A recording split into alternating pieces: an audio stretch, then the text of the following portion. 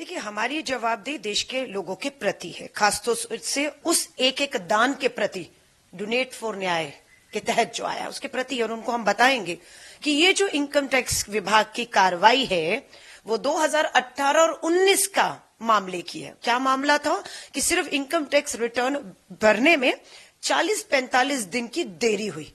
भरा गया, बिल्कुल भरा गया, लेकिन देरी हुई थी। उसको लेकर आज हम पर 200 करोड़ से ऊपर की पेनल्टी लगाई जा रही है।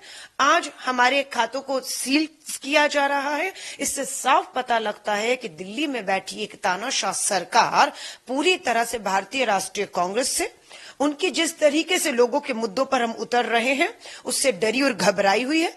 400 सीटों का दावा करने वाली आज पार्टी अपनी संवैधानिक संस्थाओं को किस तरीके से दबाव देकर असंवैधानिक काम करने पर मजबूर कर रही है। विवेक तनखा जी, राज्यसभा सांसद, हमारे बड़े वकील भी हैं, पेश हुए कोर्ट में, अपना पक्ष रखा और जोरदार तमाचा मैं कहूंगी सत्ता में बैठे लोगों के मुंह पे है, जो इनकम टैक्स, सीबीआई, ईडी का दुरुपयोग करके अपनी विरोधी राजनीतिक दलों पर ठीक चुनाव से पहले इस तरह की राजनीति करके सोचते हैं कि वे लोकतंत्र में ये चुनाव जीत जाएंगे। सो आज फैसला आया है, हमें राहत मिली है क्योंकि हम कहीं गलत नहीं थे, ये कोर्ट ने भी महसूस किया, और हमारे जो खाते इनकम टैक्स ने केंद्र की भाजपा सरकार के दबाव में आज सीज किए थे उनमें हमें राहत मिली है, और इसके लिए हम कोर्ट का धन्यवाद करते हैं। और यह अन्याय के खिलाफ लड़ाई जारी रहेगी, हम डरने वाले नहीं हैं।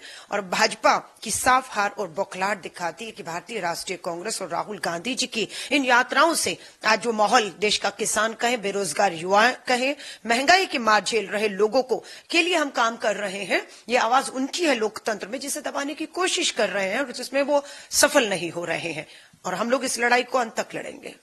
जो इंडिपेंडेंट संस्थाएं हैं, जिसमें इनकम टैक्स हो या दूसरी संस्थाएं, तो क्या लगता है उसका पूरी तरह से राजनीतिकरण, अब ये जो फैसले हैं राजनीतिकरण हो चुका है उनका? हम लोगों को कहते हैं कि 10 साल में आप देखिए ईडी, इनकम टैक्स, सीबीआई कितनों पर कार्रवाई हुई, किन किन पर कार्रवाई हुई, ये देखिए आप। और उस कार्रवाई के बाद कहां होना चाहिए था उन्हें? अगर भ्रष्ट थे तो जेल होना चाहिए था। सबके मामले वापस ले लिए गए और सबको भाजपा में शामिल कर दिया गया। अब जो सत्ता के सामने झुकने को तैयार नहीं है, क्योंकि उसे मालूम है मेरे खिलाफ आरोप सारे झूठे हैं और कुछ आप साबित 10 साल में नहीं कर पाए, ना कर पाएंगे।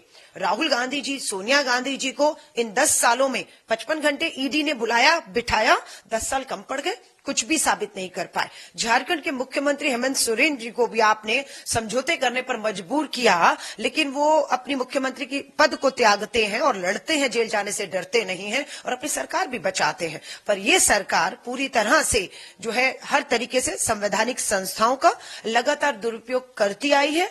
चुनावों में भी कर रही है, चुनाव के जस्ट 2 महीने बचे नहीं, अभी भी कर रही है। उम्मीद करते हैं सुप्रीम कोर्ट, मुख्य न्यायाधीश, अदालतें जागरूक हैं, देख रही हैं। चंडीगढ़ में क्या हुआ, इलेक्टोरल बॉन्ड के माध्यम से क्या खेल खेला जा रहा था, आज पूरी तरह से हम उसका स्वागत करते हैं, उस फैसले का, निर्णय का।